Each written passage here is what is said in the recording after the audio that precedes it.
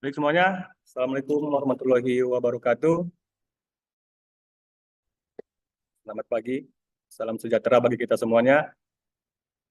Mungkin kita tes suara dulu, apakah suara saya terdengar bagi Ibu Moderator? Terdengar, Terdengar Bu. jelas? Terdengar, Pak. Oke, mungkin mohon share screen kepada host kita untuk materi yang akan disampaikan.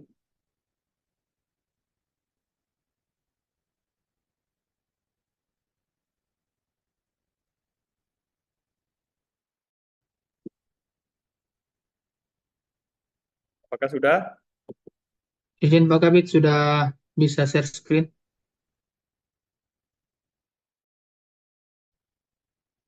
Oke.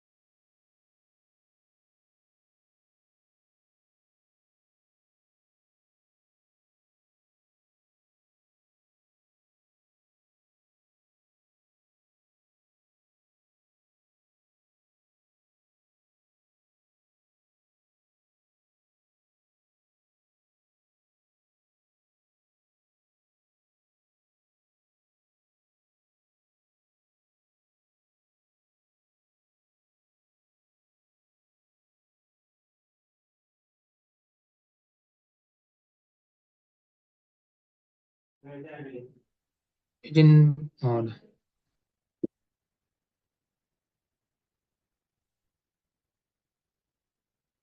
Kami juga dari BKPSDM. Oh ya, kami juga dari BKPSDM telah melayangkan surat ke seluruh OPD untuk menyampaikan ke seluruh tenaga non-ASN yang akan melaksanakan pelamaran, di mana isi surat itu menyampaikan untuk mengisi di dalam Google Form apa-apa saja yang akan disampaikan atau dipertanyakan yang berkaitan dengan pelaksanaan seleksi P3K di tahun 2024. Jadi kepada kita semuanya, pertanyaan-pertanyaan tersebut telah kami kumpulkan, telah kami sadur dan kami kami memilah pertanyaan-pertanyaan yang berkaitan dengan pelaksanaan seleksi P3K. Jumlah pertanyaan yang telah masuk kepada kami itu kurang lebih sebanyak 500 pertanyaan. Jadi itu kami klasifikasikan lagi, kami kelompokkan, karena kebanyakan pertanyaan-pertanyaan tersebut pertanyaan yang berulang-ulang. Jadi di sini akan kami sampaikan pertanyaan-pertanyaan yang telah dikumpulkan sebelumnya dan sekaligus kami jawab. Ya. Untuk yang pertama ini ada pertanyaan mengenai bagaimana mengenai kriteria pelamar pada tahun 2024 ini. Ya, seperti kita ketahui tadi yang disampaikan di awal oleh narasumber pertama oleh Pak Beng-Beng, Pak Bang-Bang ya, untuk regulasi ataupun kebijakan mengenai pelaksanaan P3K di tahun 2024 ini, aturannya berubah, tidak seperti di tahun 2023. Di mana di tahun 2024 ini, substansi yang paling berubah itu terutama di kriteria pelamar. Seperti kita ingat di tahun 2023, untuk kategori pelamar itu ada dua ya, untuk tenaga non-ASN, yaitu formasi kebutuhan umum sama formasi kebutuhan khusus. Jadi untuk tahun ini regulasi itu tidak ada lagi dan diganti dengan kriteria pelamar yang terdiri dari 4, yang sebelumnya sudah dijelaskan oleh Pak Bambang, di mana untuk secara berurut kriteria pelamar itu terdiri dari pelamar prioritas atau pelamar D4 bidang pendidik. Selanjutnya adalah tenaga non-ASN yang terdata dalam database PKN. Berikutnya ada tenaga non-ASN yang memiliki masa kerja 2 tahun, serta guru PPG.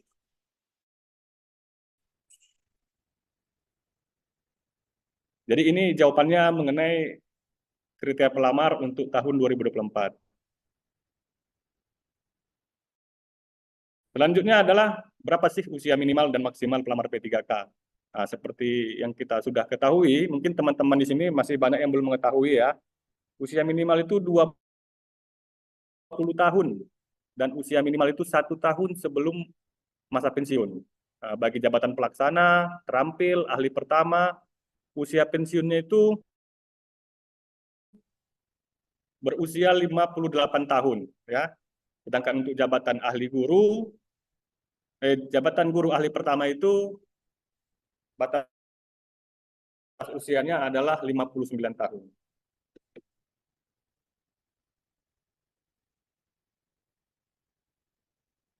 Ini juga masih banyak yang mempertanyakan kapan pendaftaran seleksi P3K 2024 di Pemkab Paluta. Pengumuman itu telah kita sampaikan di masing-masing media informasi kita seperti website BKPSDM dan website Pemda, serta sudah kita share berbagi informasi melalui WA Group itu, melalui WA Group Kepegawaian, di mana dalam pengumuman itu telah jelas menyampaikan bahwasannya untuk pendaftaran itu pada tahap pertama pendaftaran dimulai dari tanggal 1 sampai dengan 20 Oktober itu diperuntukkan bagi pelamar prioritas, ex tenaga honorer kategori 2 dan tenaga non-ASN yang terdata dalam pangkalan database BKN.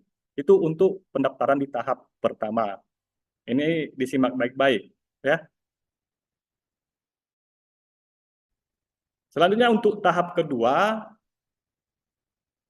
itu tahapannya dimulai dari awal bulan November ya untuk pengumumannya, dan pendaftaran itu dimulai dari tanggal 17 November sampai dengan 31 Desember 2024. Tahap kedua ini diperuntukkan bagi teman-teman pelamar tenaga non-ASN yang aktif bekerja di instansi pemerintah, termasuk lulusan PPG untuk formasi guru di instansi daerah. Ini maksudnya diperuntukkan bagi teman-teman yang tidak terdata dalam database BKN. Ya, jadi bagi teman-teman non-ASN yang tidak terdata dalam database BKN, ini masih ada kesempatan untuk mendaftar ya di tahap kedua. Jadi harap sabar menunggu, nanti pendaftarannya itu dimulai pada tanggal 17 November sampai dengan 31 Desember tahun 2024. Pertanyaan berikutnya,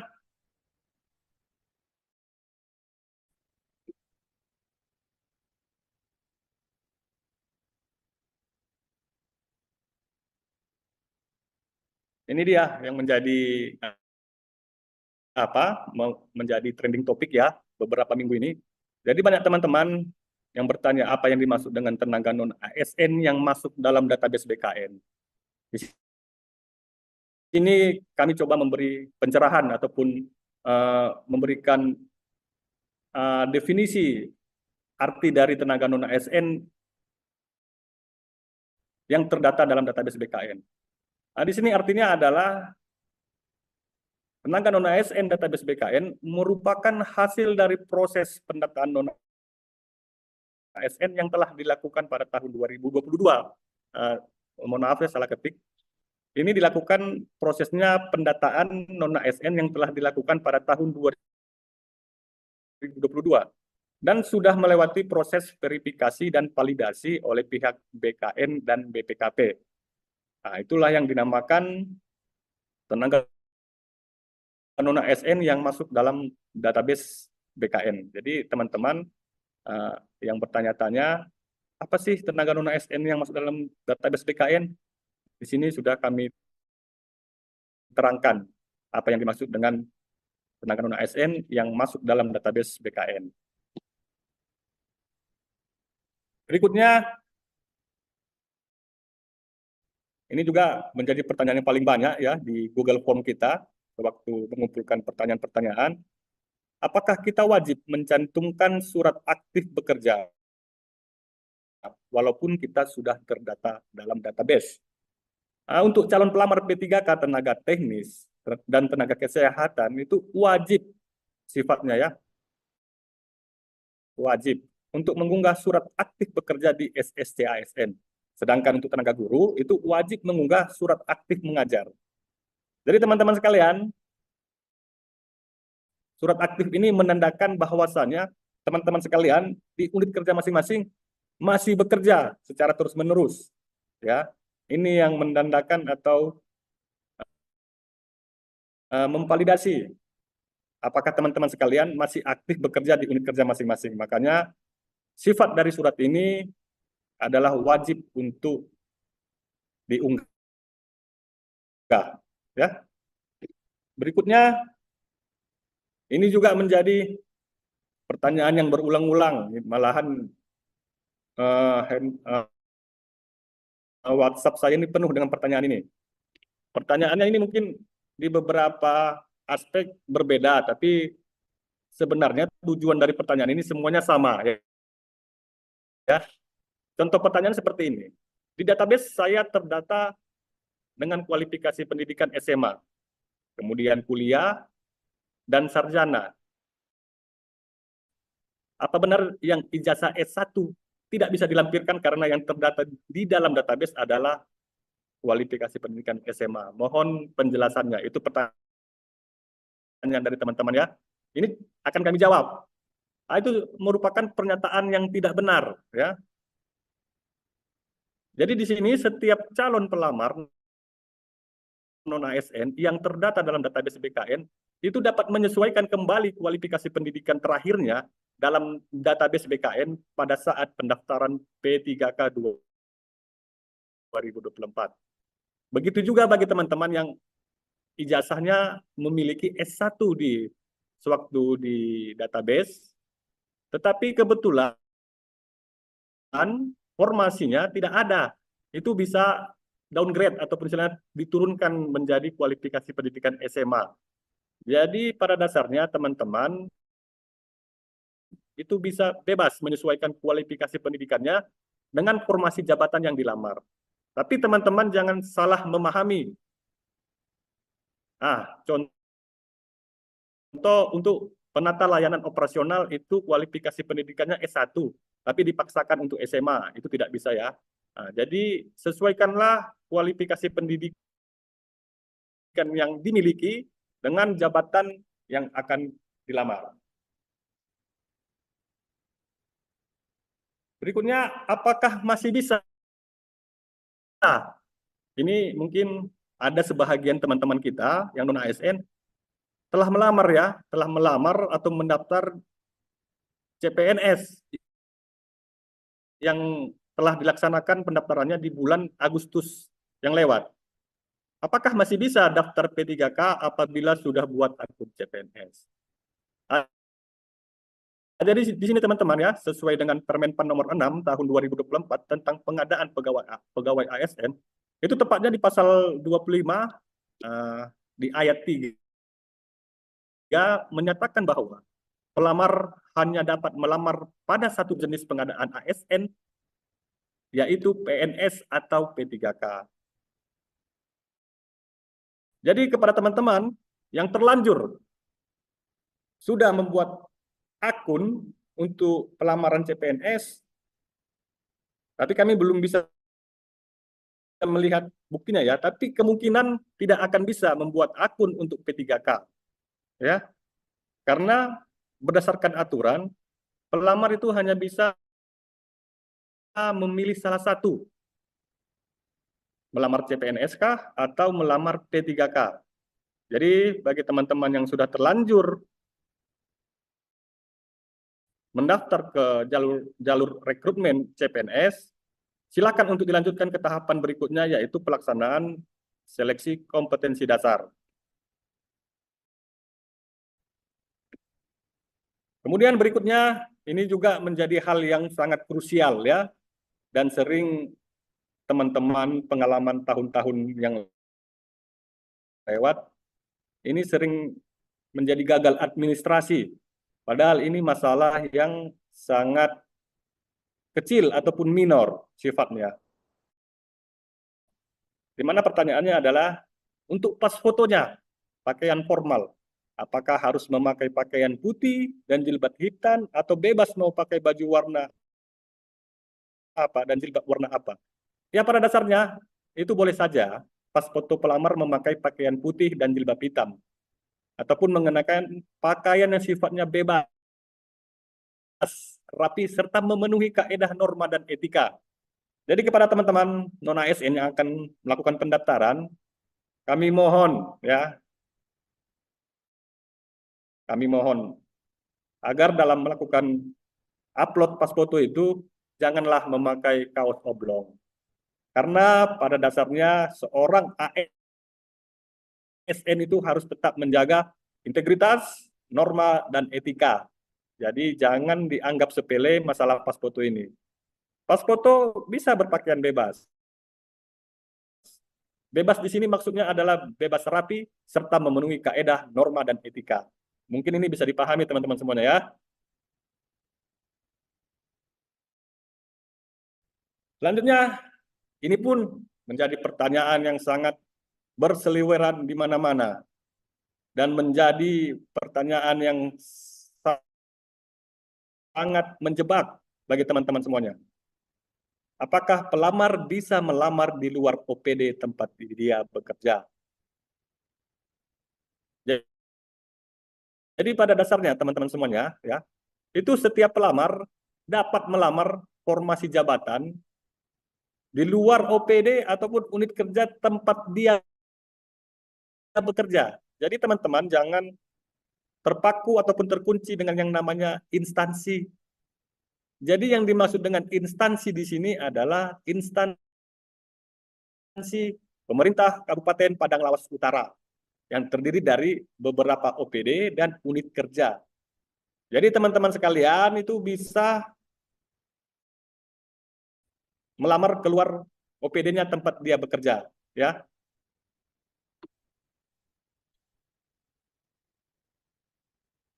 Kemudian ini pun ada juga beberapa pertanyaan yang coba kita tampung ya, supaya lebih memperjelas teman-teman, terutama teman-teman yang dari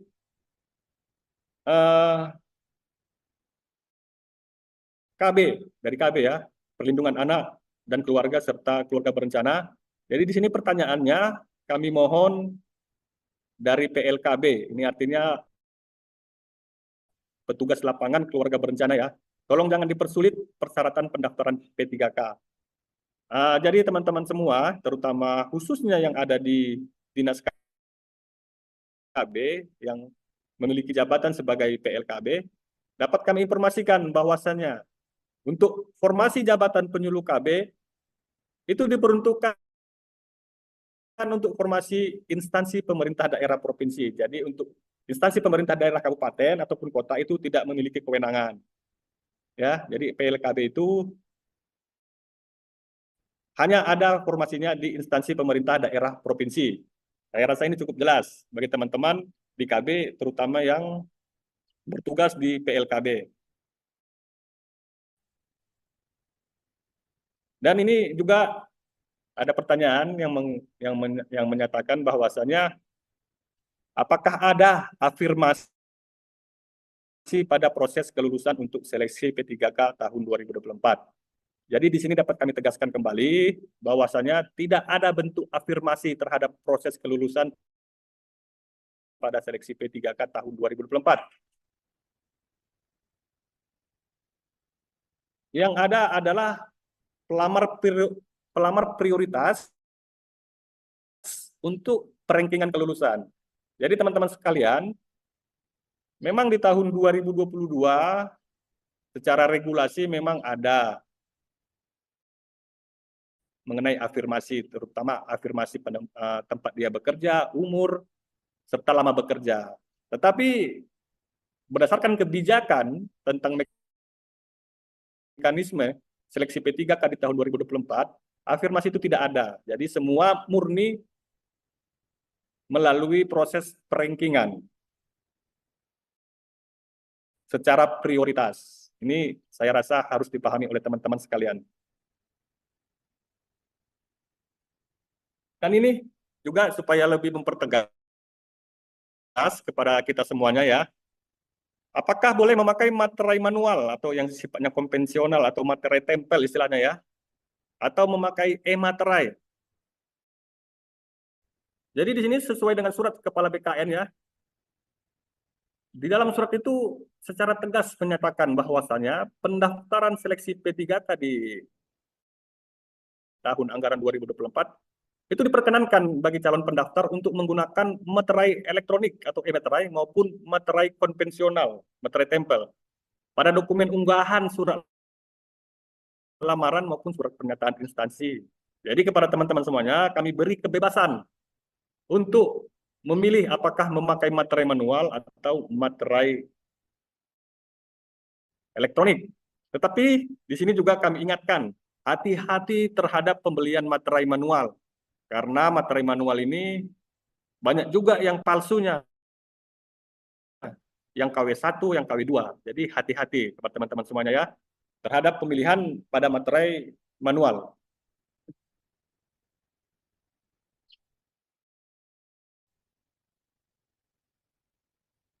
Dan ini juga menjadi pertanyaan yang banyak juga dipertanyakan oleh teman-teman sekalian.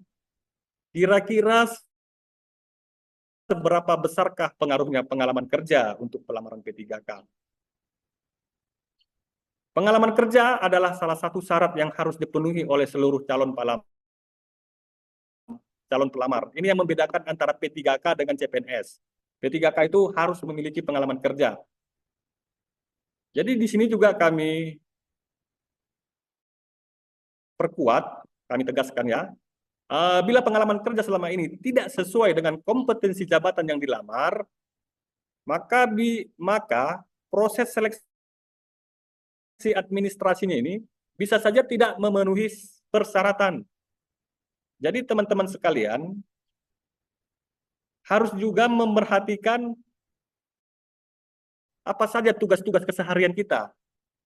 Apa saja tugas-tugas keseharian kita, ruang lingkupnya, apa saja pengalaman kerja yang telah kita alami selama ini, itu disesuaikan dengan formasi jabatan yang akan dilamar. Jangan sampai salah kamar yang mengakibatkan Anda tidak bisa melamar. Ya, itu diperhatikan itu mengenai pengalaman kerja. Jangan sampai salah kamar yang selama ini dia dominan di dinas sebagai petugas administrasi, tiba-tiba melamar nakes. Kan seperti itulah contohnya. Atau selama ini dia guru, sudah masuk data dapodik, dia mau masuk ke teknis, masuk Satpol PP, itu sudah bertolak belakang pengalaman kerjanya. Jadi kami anjurkan untuk kembali merenungi apa saja pengalaman kerja, tugas-tugas keseharian yang sesuai dengan formasi jabatan yang sudah tersedia.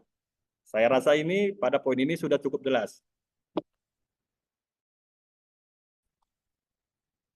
Mengenai sertifikat ini juga menjadi banyak pertanyaan. Ya, jenis sertifikat apa saja yang dapat menambah nilai seleksi kompetensi teknis? Memang di beberapa formasi jabatan, terutama jabatan fungsional, itu mengakomodir sertifikat yang dapat menambah nilai seleksi kompetensi teknis. Maka dari itu, teman-teman sekalian, untuk lebih memperjelasnya, dapat membaca ataupun melihat Kepmenpan nomor 391 tahun 2024 tentang persyaratan wajib tambahan dan sertifikat kompetensi tambahan. Di dalam Kepmenpan ini sudah jelas dipaparkan dan diterangkan apa saja sertifikat kompetensi yang diakui dan terverifikasi oleh masing-masing instansi pembina yang bisa dan dapat menambah nilai seleksi kompetensi teknis. Jadi kepada teman-teman semuanya, harap kembali membaca Kepmenpan ini. Ya, mana tahu teman-teman sekalian ada memiliki sertifikat yang diakui, yang terverifikasi, itu bisa menambah nilai seleksi kompetensi teknis teman-teman sekalian. Lumayan, ada yang dapat 10%, 5%, bahkan maksimal itu ada yang mendapat 25% dari nilai kompetensi teknis. Dan ini juga pertanyaan yang cukup banyak yang coba kami simpulkan ya. Apakah tempat pelaksanaan dalam seleksi pada tahun ini masih sama seperti tahun 2023? Ya, kemungkinan lokasinya masih sama. Maksudnya lokasi ujian itu akan direncanakan di BKN Regional 6 Medan. Mengenai detail tempat ujian akan disampaikan pada saat tahapan pengumuman jadwal ujian seleksi kompetensi. Nah, jadi secara garis umumnya, secara gambaran umumnya, kita akan melaksanakan ujian di Kota Medan, ya teman-teman sekalian. Kemudian ini juga menjadi hal yang sangat krusial di dalam hal pendaftaran. Pertanyaannya, fotokopi KTP, ijazah, transkrip nilai, dan surat kesehatan, apa bisa fotokopi legalisir? Jadi dapat kami tegaskan kepada teman-teman semuanya, ya, seluruh dokumen yang diunggah oleh pelamar pada akun SSC ASN harus dalam bentuk dokumen yang asli. Asli ya teman-teman, bukan KW, bukan fotokopi legalisir. Harus asli. Dan apabila ditemukan dokumen unggahan yang tidak asli, maka status dalam seleksi administrasi menjadi tidak memenuhi syarat.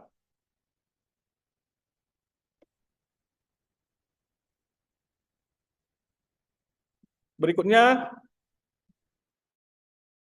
apa semua persyaratan wajib dilampirkan atau sesuai surat edaran? Mungkin ini maksud pertanyaan adalah, apakah semua persyaratan ini wajib diunggah sesuai dengan pengumuman yang telah kita sampaikan? Jadi dapat kami sampaikan bahwasannya seluruh persyaratan ini sifatnya wajib diunggah berdasarkan pengumuman Bupati Padang Lawas Utara. Ya, disesuaikan dengan jenis formasi jabatan yang dilamar. Jadi teman-teman sekalian, seluruh tahapan seleksi ini itu mengacu kepada pengumuman Bupati Padang Lawas Utara, bukan mengacu kepada Bupati Padang Lawas ataupun mengacu kepada pengumuman Bupati Tapanuli Selatan. Jadi jangan salah mengikuti format dari daerah-daerah yang lain. Jadi format itu semuanya berdasarkan pengumuman Bupati Padang Lawas Utara. Ini saya rasa sangat jelas sekali.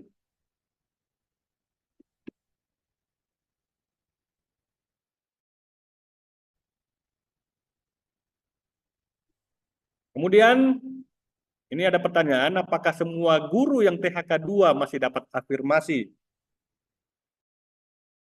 Selanjutnya, apakah pelamar guru harus membuat surat keterangan yang ditandatangani Kepala Dinas Pendidikan?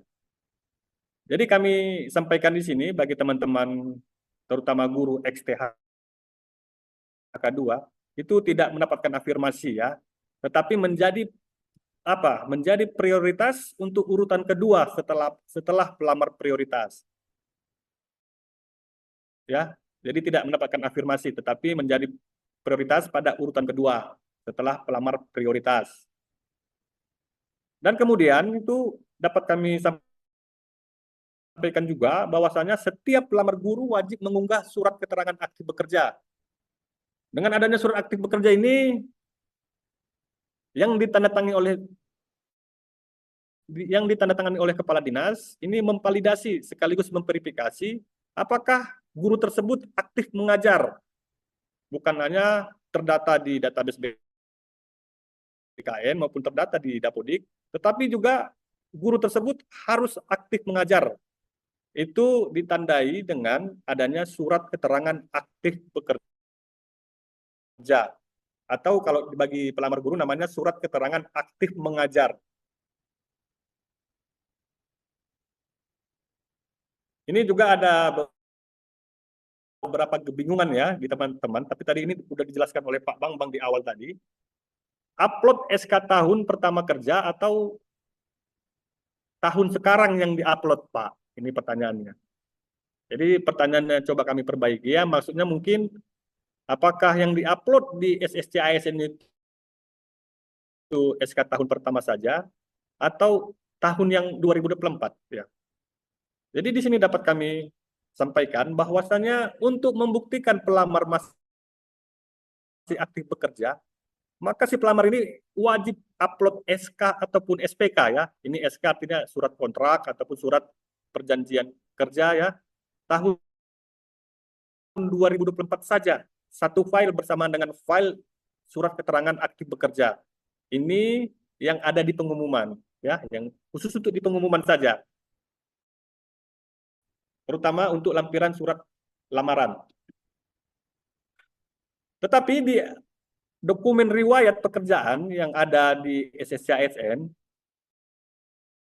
itu diupload SK atau SPK yang disampaikan minimal 2 tahun dan maksimal 8 tahun saja ya. Tapi bagi teman-teman yang memiliki riwayat pekerjaan ataupun SK dengan masa kerja 15 tahun, ya kami serahkan kembali kepada yang bersangkutan karena itu akan memakan waktu yang cukup lama dan panjang untuk menguploadnya. Jadi kan sayang waktu untuk menguploadnya ya. Jadi untuk di akun SSC ASN, terutama di dokumen riwayat pekerjaan,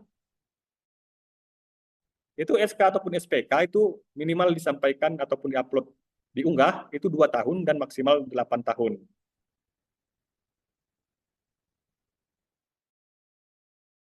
Ini juga menjadi pertanyaan beberapa teman yang belum memahami ya. Yang pertama itu pertanyaannya, mengapa jadwal seleksi P3K tahun 2024 itu terbagi 2 tahap?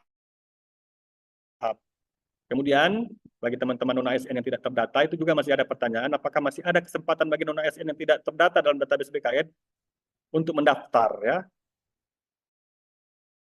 Jadi, dapat kami tegaskan bahwasannya seleksi pengadaan P3K tahun anggaran 2024 ini itu memberikan kesempatan bagi seluruh pelamar dapat mendaftar pada seleksi pengadaan P3K formasi tahun anggaran 2024. Kami tegaskan sekali lagi, diberikan kesempatan bagi seluruh pelamar dapat mendaftar pada seleksi pengadaan P3K formasi tahun anggaran 2024.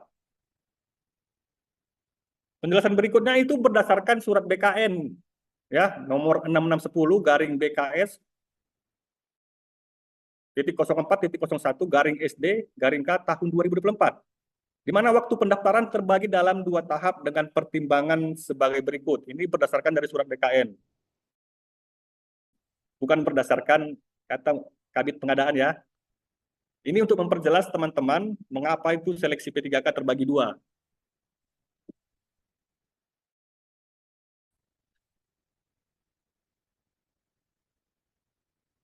Jadi itu pertimbangannya adalah yang pertama, pada saat ini ya seperti kita ketahui bersama, instansi pemerintah masih melaksanakan rangkaian kegiatan seleksi pengadaan CPNS tahun anggaran 2024. Seperti kita ketahui bahwasannya di tanggal 16 Oktober ini, tahapan seleksi kompetensi dasar itu sudah mulai dilaksanakan. Jadi antara pelaksanaan seleksi CPNS dan seleksi P3K ini saling beririsan ya, saling beririsan. Kebetulan Pemda Padang Lawas Utara tidak melakukan kegiatan seleksi pengadaan CPNS. Jadi agak lebih sedikit ada ruang ya. Ada sedikit lebih waktu Nah, sedangkan daerah-daerah yang lain ada yang melaksanakan juga CPNS. Jadi ini kan agak memerlukan penyesuaian waktu. Maka dari itu, jadwal seleksi P3K itu terbagi dalam 2 tahap. Pertimbangan berikutnya adalah, dalam surat itu BKN menyatakan bahwasannya pihak BKN belum memiliki data terkait pelamar non-ASN yang di luar database BKN. Sehingga perlu diberikan alokasi waktu yang lebih panjang untuk dapat mengakomodasi seluruh calon pelamar tenaga non-ASN sesuai dengan ketentuan peraturan perundang-undangan. Ya, ini untuk pertimbangan yang selanjutnya itu adalah adanya keterbatasan infrastruktur teknologi informasi dan komunikasi serta sebaran calon pelamar non-ASN di luar database BKN, maka perlu diberikan kesempatan dalam bentuk alokasi waktu yang lebih panjang. Itu bisa kita lihat dalam rentang waktu jadwalnya itu. Kalau tidak salah, untuk jadwal kedua, proses pendaftaran itu lebih dari sebulan. Sedangkan untuk yang tahap pertama itu rentang waktu pendaftaran 3 minggu. Nah, ya.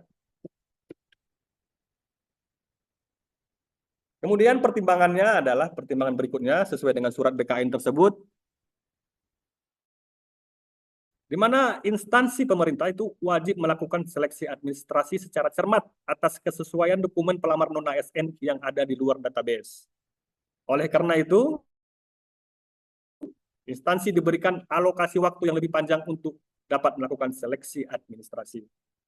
Jadi karena rentang waktu yang begitu panjang, maka instansi pemerintah itu diwajibkan untuk melakukan seleksi administrasi yang lebih cermat dan lebih detail terhadap seluruh dokumen-dokumen dan data yang disampaikan oleh pelamar non-ASN di luar database BKN. Ya, jadi teman-teman tenaga non-ASN yang tidak terdata dalam database, jangan berkecil hati, masih ada kesempatan untuk tahap kedua untuk pendaftarannya. Dan ini juga menjadi pertanyaan yang lumayan banyak ya, yang ada di dalam Google Form kita. Apakah tahun ini menjadi tahun terakhir pelaksanaan seleksi P3K khusus tenaga non-ASN? Jadi secara kebijakan dapat kami jelaskan teman-teman semuanya, itu semuanya tergantung dari pemerintah pusat, baik itu dari pihak Menpan RB maupun dari pihak BKN. Tetapi dapat kami sampaikan di sini bahwasanya untuk penyelesaian tenaga non-ASN akan terus dilakukan secara bertahap dan berkelanjutan melalui seleksi P3K. Ya, jadi di tahun-tahun berikutnya 2025, 2026, 2027 seleksi P3K itu tetap ada, tapi kita tidak tahu bagaimana regulasi-regulasi ataupun mekanisme yang mengaturnya. Terkadang pemerintah pusat itu setelah periode berikutnya ada perubahan aturan-aturan. Jadi di sini dapat kami tegaskan, tahun ini adalah tidak tahun terakhir. Tidak tahun terakhir, tetapi untuk penyelesaian tenaga non-ASN itu akan terus dilakukan secara bertahap dan berkelanjutan. Nah, jadi teman-teman semuanya, kalau yang belum lulus, jangan takut, masih ada lagi kesempatan berikutnya. Ini juga menjadi pertanyaan karena beberapa pejabat publik kita itu mengatakan bahwasannya ujian seleksi tahun ini hanya bersifat formalitas dan langsung diangkat menjadi P3K. Ya, di sini dapat kami sampaikan bahwasannya untuk jawaban singkatnya, setiap non-ASN itu wajib untuk mendaftar, kemudian wajib untuk mengikuti seleksi, diangkat menjadi P3K bila mendaftar kemudian lulus seleksi. Jadi teman-teman semuanya kami tegaskan bahwasannya ujian seleksi ini sifatnya tidak formalitas, ya, dan tidak ada istilah untuk pengangkatan. Diangkat itu bila teman-teman semuanya mendaftar menjadi P3K dan kemudian lulus seleksi. Baik, demikian yang dapat saya sampaikan. mungkin ada juga tambahan dari Dinas Pendidikan dan Dinas Kesehatan. Nanti detailnya ataupun lebih substansinya dapat kita bicarakan di sesi diskusi. Ya, demikian. Mudah-mudahan bermanfaat. Wabillahi taufiq wal hidayah. Assalamualaikum warahmatullahi wabarakatuh. Kami serahkan ke moderator. Baik, terima kasih kepada Bapak Kabid Pengadaan dan narasumber selanjutnya yaitu dari Dinas Pendidikan.